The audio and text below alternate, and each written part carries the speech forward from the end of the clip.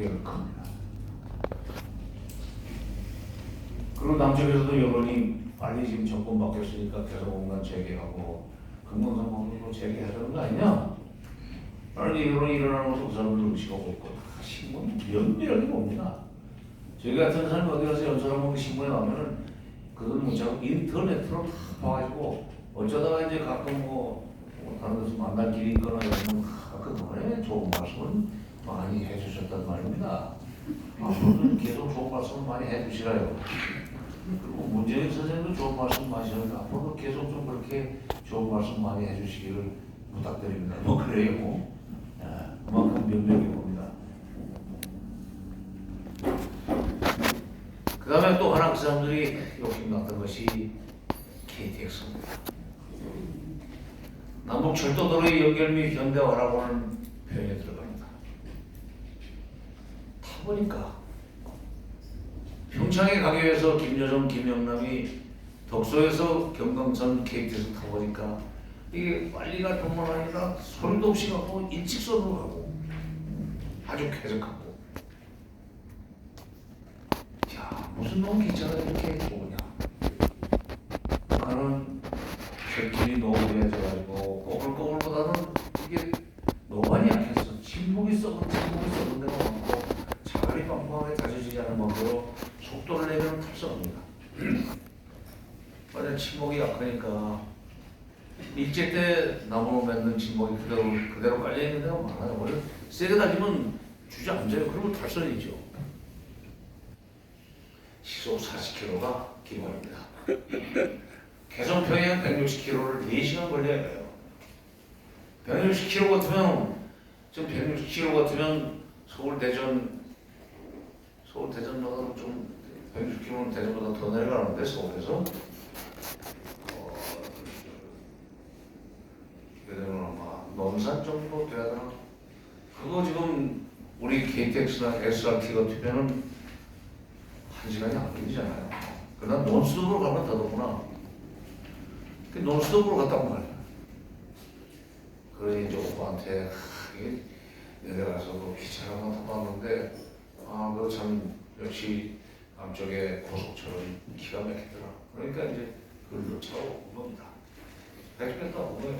왜냐면 그게 우리 가서 직접 공사를 하면은 그것이 군사적으로 전용될 일이 없으니까. 그리고 레일 들고 와서 깔아주고 침묵 들고 와서 깔아주고 자갈은 거기서 캐가지고 계속 집어넣으면 되는 거고, 그걸 들어가지고 철기를 뜯어내가지고 와서 어디 제철소에 가서 녹여가지고 무기를 만든다는 것은 그건 말도 안 되는 거고, 그런 식으로 말을 만들어내는 사람도 있습니다.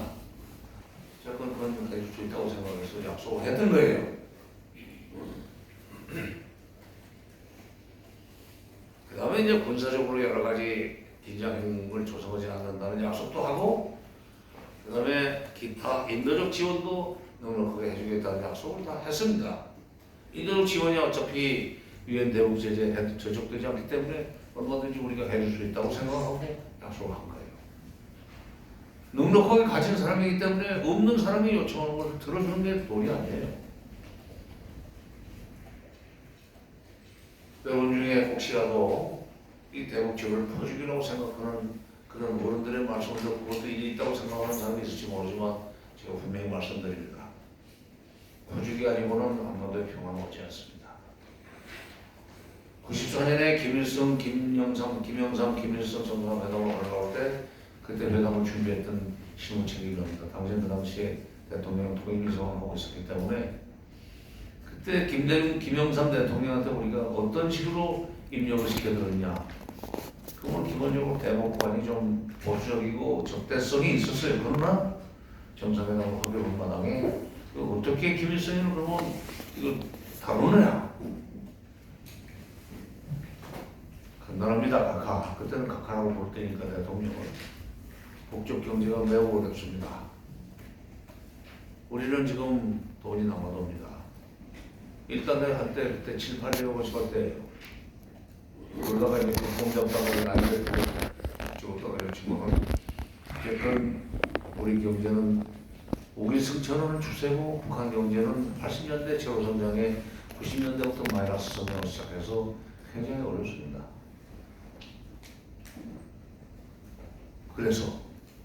그러니까 우리가 넉넉한 살림에 조금 여유가 있으니까 북한을 경제적으로 도와주고 그 대신 그 경제적인 지원을 받는 대신 군사적으로 장난치지 말라고 그런 약속만 받아내십시오.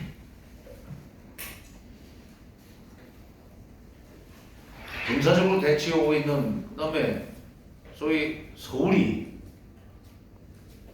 DMZ로부터 100km도 안 되는 아주 그야말로 위험한 지역이에요.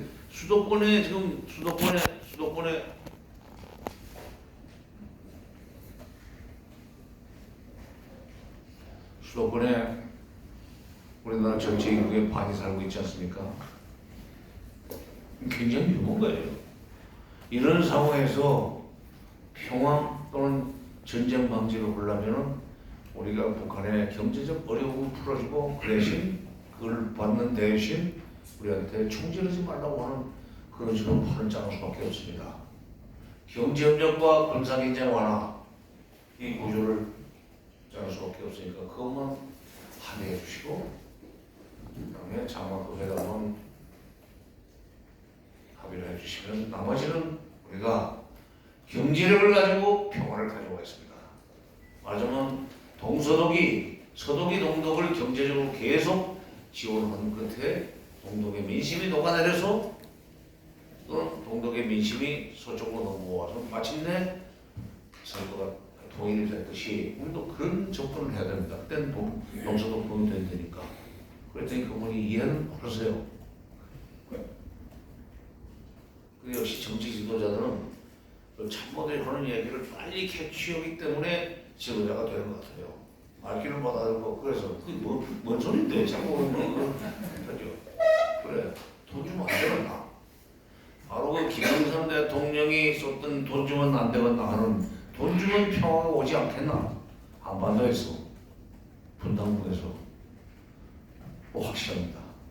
그러니까 오늘 이 시간으로 경제협력 또는 인도적 지원이 결국 작은 평화를 가져오고 그것이 큰 평화까지 가져올 수 있다는 것만 확실하게 좀 이해하시면 나머지 제가 다른 얘기 안 해도 저는 오늘 할 일 다 합니다만은 자 그런 소위 경제적 지원을 통해서 군사적 긴장을 완화해야 된다는 철학은 김영삼 때부터 사실은 대북 정책의 기조가 됐었어요. 정상회담 준비를 그렇게 했었으니까. 그러나 죽어버려가지고 김일성이 죽어서 그거 쓰지를 못했고 결국 이제 김대중, 김정일 정상회담까지 기다렸어야 되는데 두 번의 정상회담 다 사실은 경제협력과 군사적 긴장 완화를 한 덩어리로 만드는 그런 구도를 머릿속에 그리고 그걸 풀어서 여러 가지 문장으로 만드는 겁니다. 그걸 잘 쓰는 사람들은 그 노골적으로 쓰지 않고 싹 풀어서 나중에 다 합치면 그 얘기가 되게 그런 재주들이 있어요. 그런 재주들이 있더라고요. 우리는 그 구성만 얘기를 하면 표현을 그렇게 잘하는 사람들이 있어요. 14선언도 마찬가지입니다. 14선언 때 나온 것이 여러분들과 직접 연관되는 것이 서해평화협력특별지대인데 그것이 그대로 깨지지 않고 임명보처럼도 서해평화협력특별지대 그대로 이게 실시가 됐더라면 여러분들은 정말로 참 업에 종사하는 분들은 엄청나게 돈을 벌 수 있었고 또 농사 짓는 분들도 뭐 얼마든지 정말로 평화롭게 그 경제 활동을 할 수 있었고 뭐 여기 그 목적이 이상한 움직임만 보고도 혹시 이게 전쟁 가는 거 아닌가 하는 공포를 느낄 필요가 없었는데 이명옥 정부 들어서 그걸 14선언을 원천무효 시켜버렸기 때문에 서해평화협력 특별시대 개념을 지금 일단 적어놨습니다만 대통령이 그런 걸 다시 또 살려내기 위해서 사회질과 그 얘기를 다 녹여가지고 집어넣어놨습니다. 그러니까 우리도 사실 주기만 하는 게 아니라 그런 것을 다시 부활시킬 수 있는 여러 가지 그걸 하는 것이죠. 근데 이제 기본적으로는 북한이 우리한테 혜택을 입게 돼 있는 식으로 약속을 해준 거예요. 9.19도 마찬가지입니다. 그런 조건으로 군사적 긴장을 완화시켜야 되니까. 그러면 확산된 방송도 중단하고 또 북한을 장악하는 미라 살펴도 하지 말자 하는 약속을 했던 거예요. 근데 4.27 9.19 선언을 이행하려고 하다 보니까 뭐 경위는 떠나서 경위는 또 아니죠. 또 너무 기니까.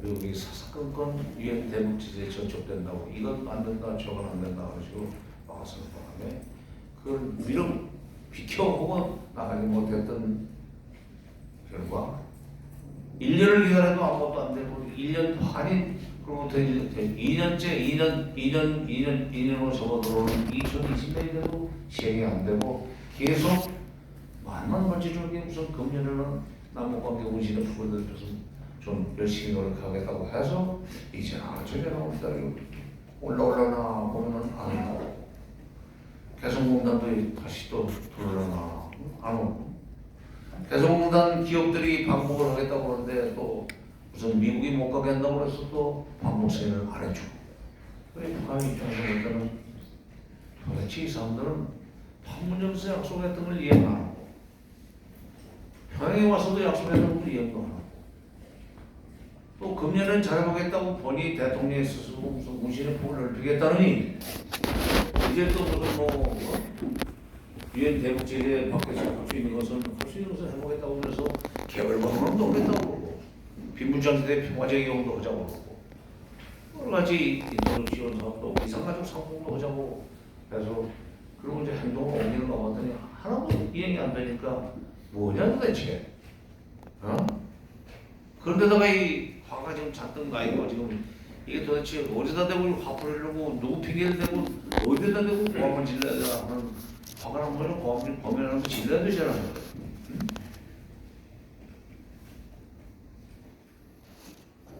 이게 욕구 불만을 배출할 수 있는 휴무를 찾고 있는데 5월 30일 날 삐라가 딱 걸려갑니다. 기다린 건 아니지만 도저히 먹고 할 수 없는 내용들이 담긴 삐라가 그러니까 그동안에 대북비가 여러 번 자유 북한 운동이나 미국에서 보냈지만은 가장 북한의 자극적인 삐라가 5월 30일 날 들어간 거예요. 김정은을 아주 무례한 뭐 위선자, 현충의 살인마 이런 식으로 해서 막 그런 험악한 이상한 소위 놀리는 같은 그런 그림 그려가지고 거기다 또 뭐 돈까지 달러까지 붙였다니까 이게 뭐 아주 돈을 붙여서 보내면 이건 아무것도 떨어지라는 얘기입니까 뭡니까? 이 쌀 페트병에다 쌀 보내는 것도요. 그 인도적 지원이 아니에요. 무슨 뭐이 주는 겁니까? 사람한테 못 가니까 그렇게 하는 거 가져가라고 했지만은 받는 입장에서 볼 때는 이게 인도적 지원이기 때문에 정식으로 소위 그 통계를 통해서 수송을 해주든지 배로 실어서 보내면 될 일이지. 여기다 해서 물에다 띠로 보내고 주워서 먹으라는 얘기인데 굉장히 모욕적인 거예요. 이쪽은 좋스러우지만 받는 쪽에서 고깝게 생각하지 않으면 한이 없는 그런 방식이지만 그런 것보다도 지금 삐라가 좀 굉장히 고깝했기 때문에 북쪽으로서는 김정은을 그렇게 걸뜯는 얘기가 담겨있는 삐라를 놓고 그 밑에 넘버 2 이하가 가만히 있었다면 그것은 오히려 불충이죠. 그래서 드디어 김여정이가 나선 겁니다. 다른 사람보다는 남쪽에 이름이 알려져 있고 그동안의 화해협력에 전쟁처럼 되어 있던 김여정이 직접 나서 이제 이 판 깨진다. 깨겠다. 내가 문 대통령을 만났던 사람이고 평창올림픽 개막식도 같은 사람이고 또 트럼프 대통령과 김정은 위원장의 정상회담으로 배석을 했던 사람이고 북미관계, 북남관계 그런 문자로 그런 문제들이 자기를 앞에 놓으니까 북미관계, 북남관계 개선의 일선에서 일했던 사람인데 그동안에 정말처럼 기대를 걸고 기대를 가지고 이제나 저제라고 기다렸는데 이걸 뭐 도자이지 그래서 좀 화를 벌컥 낸 겁니다. 그러고는 이제 여러 가지 이런 못된 짓을 그만두지 않으면은 가만히 있지 않겠다 하면서 몇 가지 4대 군사 조치를 하겠다고 개성공단 금강산에 군인들이 있었는데 다시 거기 몰입시키겠다. 그 다음에 또 비무장지대 확성 초소 GP 철거 같은 거 다시 복원하겠다. 또는 서해상이라든가 동해상에서 군사분계선상에서 군사활동을 활발하게 전개하겠다. 훈련도 하겠다. 마지막에 이제 남쪽에서 북쪽으로 보낸 비라보다 훨씬 많은 분량의 수량의 비라를 확실하게 남쪽으로 날려보낼 수 있는 지점을 군이 선정해서 지정해주면, 그리고 군이 보호를 해주면 인민들이 전부 나서가지고 남쪽에다가 비라를 보내겠다. 그리고 이제 비라 인쇄했다고 1200만 장 찍었다고 아주 사진을 막 공개하고 막 그 비라 만든 것을 정리하는 사진들을 그래서 험악하게 남북관계가 풀려갈 뻔했어요. 근데 그렇게 이제 아주 야말로 참 악을 쓰고 뭐 비유를 한다면은 자기가 이 하지 말라는 짓을 했다고 그래가지고 자기 요구를 안 들어줬다고 그래가지고 어느 저 어디 가르치만에 뭐 어머니하고 자식간에 막 무슨 꽃병을 던지고 유리창을 깨고 그랬다고 그러는데 그런 식으로 뭘 던지면서 고함 지른 것이 지금 폭파합니다. 연락사무소. 그렇게 해놓고 계속 확실하게 비라사포 문제에 대해서 남쪽이 대처를 하지 않는다면은 뜨뜻미지근하게 한다면은 우리는 가만히 있지 않겠다. 이런 군사행동을 바로 하겠다는 식으로 예고까지 했는데 우리가 바로 화는 안 내고 너무 그러지 마라. 그리고 점잖게 얘기를 하면서도 법을 만들겠다. 그리고 법이 제정될 때까지 시간이 좀 걸릴 테니까 그때까지는 기존에 있는 법들을 다 긁어 모아서 최대한으로 처벌할 수 있는 그런 식의 해석을 해가지고 철저하게 단속하고 또 처벌을 하겠다. 법이 만들어지면 발본 제공이 될 것이다. 조금만 기다려라 하는 식으로 이제 대처를 하니까 자기들이 요구한 것이 이제 관철이 됐다고 싶었죠. 그렇기 때문에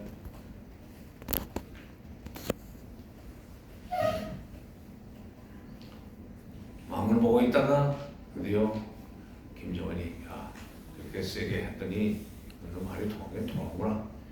이 여자애가 했던 그 겁주는 얘기는 일단 좀 바로 시행하지 말고 조금만 기다렸다가 또 어떻게 나오는지 봤다가 안 되면 그때 다시 그걸 꺼내도 되는 거니까 일단 접어놓으라. 그게 23일 날 당중앙군사위원회 전원회의 예비 화상회의에서 나온 결론입니다. 화상회의를 했다는 것은 빨리빨리 조치를 해야 되겠다. 사람 불러 모으려면 시간이 걸리는데 중요한 사람 몇 사람 앉혀놓고 화상회의로 사무실에서 그냥 앉아서 그런 게 화상회의 아닙니까? 그리고 거기야 뭐 당 중앙군사위원회 간부들이 안 보이지 않아도 다 모여도 뭐 수십 명이 모여도 결국 김정은이 결정하면 결정이에요. 위원장이 결정하면 결정이죠. 그래서 그 이름으로 이제 그런 짓 하지 말라. 그래서 이제 머리를 시켜놓고 그것을 바로 또 우리가 알아듣기는 했지만 혹시나 하는 생각에서 그동안의 대남 사업을 하노이 회담이 그렇게 될 때까지, 하노이 노딜이 될 때까지 대남 사업을 총괄 지휘했던 김영철 4.27 북미 정상회담, 9.19 남북 정상회담, 9.19 남북 정상회담, 평양 정상회담, 6.12 싱가포르 회담까지 전부 다 총괄 지휘했던 김영철이 나와서 가지고 다시 그걸 해설을 했습니다. 어제 밤에. 오늘 아침에 이제 뉴스에 다 떴죠. 노동신문에 다 떴죠. 얘기인즉슨 앞으로 뭐 이 남쪽이 뭘 잘할 것 같은 생각이 들어서 조금 기다려보기로 했다. 빨리빨리 좀 잘 좀 해서 이게 파국으로 가면 막아달라. 그리고 4.27, 9.19에서 이제 한번 뜨거운 맛을 봤으면 이제 비라 문제는 비라 문제대로 잘 단속하고 그에 대한 소위 자기들 나름의 모양으로서 학생이라고 했던 것도 중단 확성기 설치했다가 뜯어버렸다는 거 아니에요? 그거는 이제 만약 삐라 살포를 제대로 못했다고 해서 저희 자기네들이 삐라까지 뿌리는 것도 이건 사실은 이 사회적 선언을 스스로 깨는 겁니다. 우리 핑계를 대지만 자기들도 그걸 깨는 행위를 하고 나면은 사이칠로 돌아가자는 얘기를 볼 수가 없어요. 사이칠로 안 돌아가면은 자기들로서는 손해가 확실해요. 어떻게든지 그 사이칠을 살려내고 부일부를 살려내서 받아낼 수 있는 거, 도움 받을 수 있는 건 다 받아내고 도움을 받아내야 된다는 계산을 하다 보니까 그 삐라에 대한 대응으로 또 확성기 방송을 또 우리가 재개해버리면 진짜 확성기 방송 안 하기로 했던 사이치를 우리도 깨는 셈인데 그러고 나면 고정만 깨고 나머지는 지키자 그런 식으로 말할 수 없으니까 너무 세게 나가지 말라. 안 했을 때는 뭘 어떻게 했는가 그러나 한 수 두 수 앞을 내다보면 그게 나중에 아마 돌아올 수 없는 길이 될지 모르니까 여기서 써봐라 이렇게 좋은 것 같아요. 그 이제 어떻게 되느냐 우리가 앞으로 법을 잘 만들어서 그리고 또 이제 언제 지금 자유북한 운동연합이 삐나 살포를 또 할지 모릅니다. 막을 길이 없어요. 또 한쪽에서는 그 표현의 자유인데 왜 그걸 막느냐는 식으로 또 거들주는 사람들이 있으니까 심지어 야당에서까지도 그런 식으로 그걸 왜 막느냐 헌법을 위반하는 거다 하는 식으로 편들어주기 때문에 그게 이제 기가 살아가지고 그 행동을 하는 거죠. 근데 자유라는 게 표현의 자유가 됐건 언론의 자유가 됐건 남에게 피해를 주지 않으면서 자기 마음대로 그런 것이 자유지.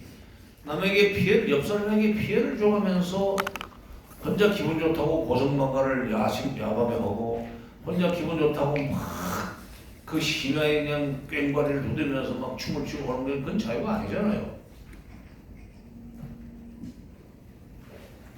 마찬가지예요. 표현의 자유도. 그 표현의 자유를 보장한다고 해가지고 적경쟁이는 우리 국민들이 불안에 떨고 우리 국민들이 경제적으로 불이익을 받게 되면은 그건 표현의 자유가 아니죠. 헌법 정신이 아니죠. 그죠? 그러나 그렇게 해석을 안 하고 그게 또 거들어주는 사람들이 있으니까 아마 법으로 강력하게 단속할 수 있게 될 때까지는 기존에 있는 법 가지고 그 사람들 행동을 철저히 때려막을 수는 없을 겁니다. 행정력을 동원해가지고 막는 데도 한계가 있어요. 여러분들 같은 그런 그 적경지역 최전방에 있는 분들이 아무리 나서가지고 해도 우리 속담에 10사람이 도덕한 놈 못 지킨다고 합니다. 10사람이 치밀하게 그 감지를 하고 있는데 깜빡하는 사이에 결국 나갈 수도 있는 거죠. 이번에도 파주시 원롱면 어디에서 뿌렸다고 그러는데 홍천에서 떨어진 거 보니까 안 그런 것 같아요.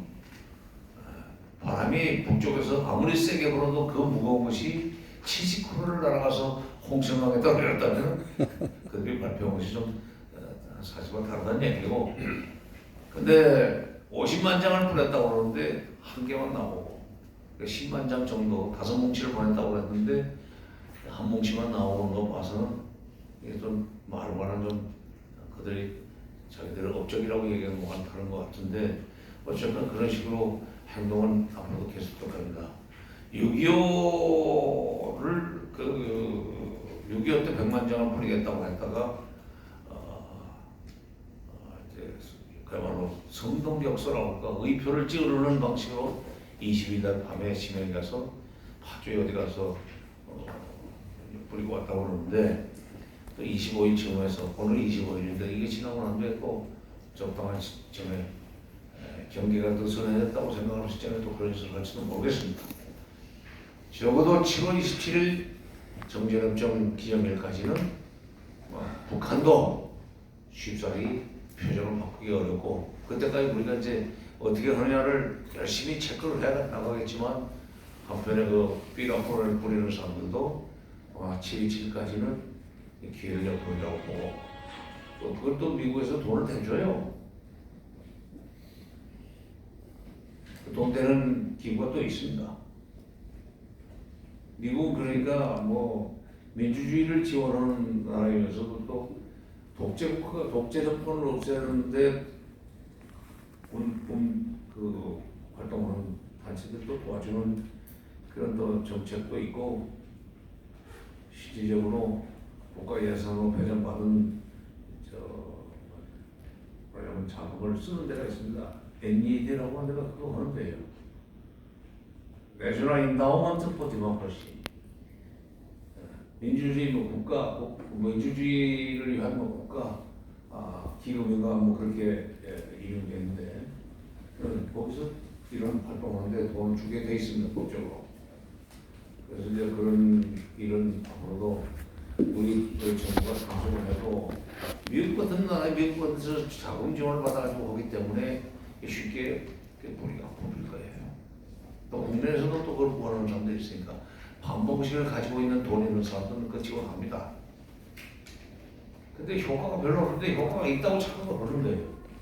이러고 그렇게 속속들이 깊숙이 들어가지도 않고 떨어져 봐야 저쪽에 소위 접경 지역 근처에 떨어지고 마는데, 거기는 내 군인들이 있기 때문에 그다 주워 가지고 소각하면 끝이에요.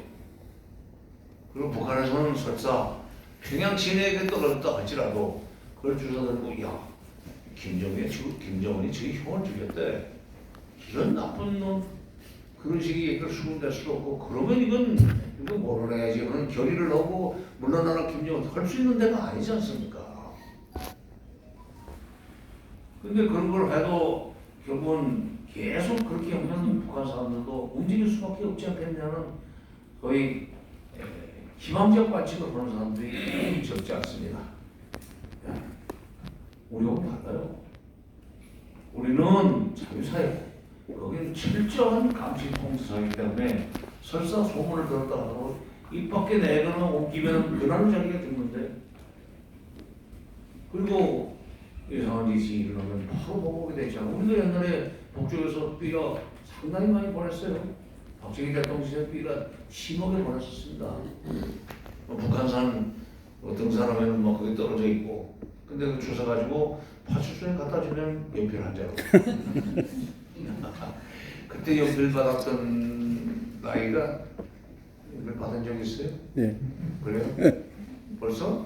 그러네요. 아니, 전 60이 넘었습니다. 아니, 여성분도 손을 드는데, 에이, 그보다 젊어 보이는데. 예. 그러니까 삐라가 소용이 없어요. 그리고 괜히 분란만 일으키고, 다행히도 북한이 저런 식으로 지금 나가고 있으니까 우리가 잘 관리를 하면은 이게 다시 이 개성공단 내 남북공동연락선소 폭파 이전 상태로 돌아갈 수 있을 것 같습니다. 근데 이제 연락 기능은 연락소가 깨져도 연락 기능은 얼마든지 할 수 있어요. 제가 그 직후에 했지만 그 옆에 있는 큰 건물 15층짜리는 유리 창만 좀 깨졌습니다. 근데 그게 철근 콘크리트 건물이 아니고 철골로 지은 건물이기 때문에 벽 같은 건 멀쩡해요. 유리만 갖다 끼면은 다시 사무실로 쓸 수 있고, 거기 공간이 많으니까 그 연락사무소는 한 2개 치면 돼요. 사실은 유아리층으로 여기 없어진 건물도 4개층이었지만은 그런 여러 가지, 거기 이제 부대 시설 때문에 그랬었고, 부대 시설이야 그 지원센터 큰 15층짜리 같이 쓰면 되는 거고, 그거는 지금 살려낼 수 있습니다. 그 다음에 이게 분위기만 조금 좋아지면 다시 또 이 연락선은, 그 연락 채널은 살아나요. 가위로 끄는 게 아니에요.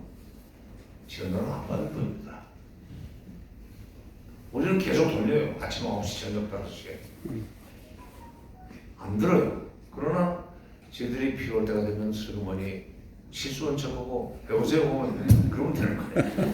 한두 번이 아닙니다. 한두 번이 아니에요. 그래서 너무 조심 마시고, 다만 이 국면을 우리가 잘 극복하고 앉아서 잘 넘기고, 북한이 처질이 바라는 것을 해주고, 어떻게 합니까? 너무나 그쪽에서 좀 둘이 싸우는 거잖아요. 집안에서도 형제간에 싸우면 어른들이 막 큰 놈이 참아야지, 어떻게 동생 언니가 똑같이 그렇게 똑같이 치고 패고 집어 던지고 싸우고 그러면 아무런 식으로 이게 혼내잖아요. 이게 남북관계도 이게 형제가 아닙니까? 경제적으로 우리가 북한보다 얼마나 잘 사는가. 숫자로 말씀드릴게요. 우리는 1인당 소득이 31,000달러입니다. 북한은 1인당 소득이 1,800달러밖에 안 됩니다. 31,000원짜리 스테이크를 마음대로 사 먹을 수 있는 형과 1,800원짜리면 삼각김밥밖에 못 사 먹어요. 그것도 편의점이나 있는 동네라 해야 돼요. 여기 약간 그 망향대가 있는 편의점이 없어요. 그래서 삼각김밥도 못 사 먹겠는데, 그럴 때는 이제 너무나 큰 쪽에서 좀 도와주는 것이 도리 아닙니까? 과거에 제가 쌀회담도 오고 95년도에 쌀회담도 오고 98년도에 비료회담도 올 때 북쪽 사람들이 저한테 했던 말이 때로는 참 뻔뻔하다 하는 소리를 생각이 들면서도 가끔 지금 생각하면 좀 가슴이 아픈 얘기가 있습니다. 우리가 이제 뭘 경제적인 지원하면 반드시 거기에 대한 대가로 군사적인 그 도발을 하지 않겠다는 약속을 하면 문서에다 도장을 찍으라고 그러시고 얘기를 해요. 그럼 그쪽이 그래요. 어째 남쪽은 꼭 항복문서에 도장 찍으라고 그렇게 합니까? 뭐 좀 주고 왜 이럽니까? 그래서 남쪽에는 그 전래동화도 없어? 무슨 전래동화예요? 그 우리 전래동화에 그 형제가 달밤에 밤새 편집단을 몇 단 오겠다는 미국 약속 있지 않소? 그런 거 안 배웁니까? 아니면 이거 말해요. 줄 때는 소리 없이 따라하고요. 그리고 주는 사람만 자존심 있는 게 아니요. 받는 사람도 자존심이 있어. 너무 그러지 마오. 뭐 좀 주면서 너무 그러지 마오. 그래서 막 거의 울부짖듯이 그러는데, 나는 대통령한테 비료를 주는 대신 반드시 이산가족 상봉 사업을 하겠다는 약속을 받는 조건으로 비료 10만 톤 주라고 말로 지침을 받아서 왔는데, 그거 없이 비료부터 주라고 하니까 줄 수가 없죠. 그랬더니 너무 그렇게 손목으로 두장 찍듯이 그러지 말라고. 주는 사람도 자존심 있는 게 아니라 받는 사람도 자존심 있고, 이게 얻어먹고 산다는 것이 소문까지 좀 확게 해달라는 거예요. 그런 사람들을 꼭 1대1로 상대해서 돼야 되는가. 이거는 저희가 못 살면은 이런 얘기 못 합니다. 잘 살기 때문에, 넉넉하기 때문에 해야 돼요. 마지막으로 제가 홍서덕의 사례를 얘기하면서 전략했습니다. 홍덕이 우리하고 똑같이 분단이 되지 않았습니까? 거기는 이제 우리는 전쟁을 일으킨 국가도 아닌데 일본이 일으킨 전쟁에 대한 보복으로 우리가 분단이 되고, 전쟁 끝날 때만 해도 우리 남북의 정부가 생기기 전이기 때문에 조선은 그냥 일본의 하나예요. 세계 지도상에는 일본으로 표시됐던 시절에 전쟁이 끝났는데, 미국과 소련이 전성국인 미국과 소련이 일본 섬을 분단해봐야 아무 가치가 없으니까 우리를 쪼갠 겁니다. 우리를 쪼갠 거예요. 그래서 남북의 각각 공산정부가 민주정부에 들어섰지만, 독일은 바로 전쟁을 1차 대전도 이렇게 했다가 깨지고 2차 대전도 이렇게 했다가 이제 깨지고 나서 분단을 시켰는데 4조각을 냈습니다. 독일과 싸운 나라가 4시예요. 미국, 영국, 프랑스, 소련 4조각을 냈는데 나중에 미영불 쪽은 서독이 되고 소련 쪽이 동독이 됐습니다. 정부가 49년에 섰습니다. 우리는 48년에 섰지만 49년에 서독 정부가 수립된 뒤에 죽으라고 동독은 상종도 하지도 않고 경제 발전을 추진했습니다. 그 유명한 20년 동안 죽으라고 경제를 발전시켜가지고 달성한 성과가 라인강의 기적입니다. 라인강의 기적이라고 별명이 붙을 정도로 서독 경제가 엄청나게 규모가 커진 뒤에 경제가 좋아지니까 자동적으로 분배 문제가 나오는 거예요. 돈을 많이 벌으면 이제 복지를 좀 증진시키자. 군비에만 투자하지 말고 교육에도 좀 투자해라. 기본소득도 좀 보장하라. 이게 나오게 돼 있는 거 아니에요? 주거용 노동 그 일하는 노동자들도 임금 좀 올려라. 분배 문제가 나오면서 분배 문제에 있어서는 소위 보수적인 정권보다는 진보 정권이 훨씬 더 유연한 자세로 그리고 넉넉하게 정책을 추진할 것 같으니까 소위 진보 정권을 택했습니다. 사회민주당이라는 진보 정권을 택했어요. 사회민주당이 집권을 그러니까 기독교 민주당은 돈을 벌어놓고 권력을 뺏겼어요. 69년의 선거에서 총선에서 참패를 해가지고 사회민주당이 집권을 했습니다. 사회민주당이 집권을 최초의 총리는 빌리 브란트라는 사람인데 그 사람은 참 기구한 운명을 보냈어요. 정말 개체가 없는 사람입니다. 아버지가 누군지 모르는 사생아입니다. 학교도 초등학교만 나왔어요. 그리고 공장에서만 일했어요. 정말 노동자는 못 컸습니다. 그런데도 꾸준히 노력해서 이제 국회의원을 하고 서베르진 시장을 했어요. 그 경력으로 나중에는 기민당의 총재가 됐고 사회민당의 총재가 됐고 사민당의 총재가 되면서 서독의 총리가 됐습니다. 기민당이 벌어놓은 것들은 돈을 국내적으로 서독 쪽에서 서독 안에서 넉넉하게 나눠 쓰면서 그래도 남는 돈을 우리가 이것을 동쪽으로 좀 보내자. 왜? 못 사니까. 이유는 간단합니다. 못 사는 동포들 거기도 이산가족이 있어요. 보내자. 그래가지고 70년대 돈을 보내기 시작했습니다. 처음에 동독이 안 받으려고 했어요. 왜 갑자기 돈 준다고 그러니까 이상하죠. 친구들끼리도 처음 봤는데 갑자기 야, 너 오늘 시간 있냐? 뭐 술이나 한잔 하자. 그래? 야, 기왕 뭐냐? 여기서 먹을 거 있냐? 서울 강남 좀 가볼까? 버닝썬이 어떤데 한번 가볼까?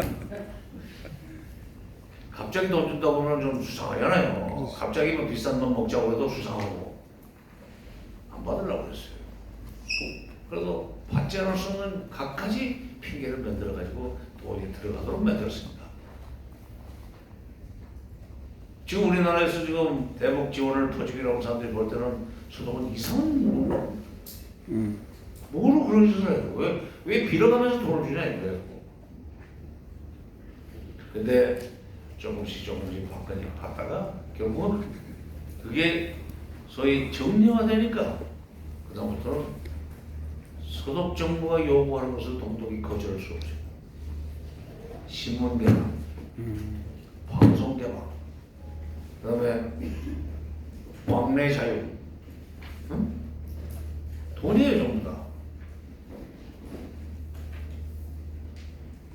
그다음에 서독에서 동독으로 간 사람들이 처음에는 동독 돈으로 100마르크씩만 바꿔가지고 갈 수 있게 했는데 그걸 200마르크로 올려라. 동독이 처음에 아니 100마르크는 되는데 뭘 200? 아니 가는 사람이 돈을 좀 더 가지고 가야 되겠다는데 이걸 가서 200마르크 다 쓰고 오도록 만들고 그렇게 돈이 자꾸 남는단 말이에요. 그러면서 동독의 민심이 서서히 서쪽으로 넘어가기 시작했습니다. 20년을 줄기차게 하는데 우리하고 다른 점은 그렇게 하는데 야당이 거기에 시비를 걸지 않았어요. 일리 있다. 더구나 그렇게 해서 시작된 브란트의 그걸 동방정책이라고 해요. 동독을 그야말로 경제적으로 도와주는 그런 식으로 해서 동서독 간의 평화를 뿌리게 내리게 한다는 것이 동방정책입니다. 그리고 더불어서 동독의 배후국가인 소련도 도와줄 수 있다. 돈이 많으니까 그렇게 됐어요. 그렇게 하면서 이제 그 동독의 민심이 서쪽으로 넘어오도록 만드는데 소위 이제 판이 짜이기 시작합니다. 그러다가 13년 만에 정권 교체가 일어나요. 다시 기민당이 집권합니다. 그러면 사민당한테 정권을 뺏겼던 기민당이 다시 집권했을 때 우리 같으면 당연히 사민당의 동방정책은 오늘로서도 이렇게 했을 거 아니에요. 마치 이명박 정부 들어서면서 노무현 김대중 정부의 대북 정책은 오를 수도 없겠지. 근데 거기는 아니야. 그동안에 13년 동안 일관성을 가지고 추진해왔던 동방정책은 김민당 정권 하에서도 계속한다. 그러죠? 김민당 내 극우파들이 뭐냐? 헬무트 콜 자르자, 탄핵하자. 그러나 그건 그야말로 극히 일부의 목소리를 통해 뭐 당내 전체도 그렇고 국민들이 아니야. 계속하는 게 좋아.